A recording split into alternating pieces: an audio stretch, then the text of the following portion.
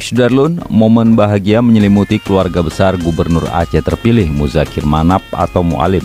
Putri sulungnya, Sasliana Muzakir Manaf yang akrab disapa Yana, resmi melepas masa lajangnya dalam sebuah pernikahan sakral di Kuala Lumpur pada Sabtu 1 Februari 2025 nanti.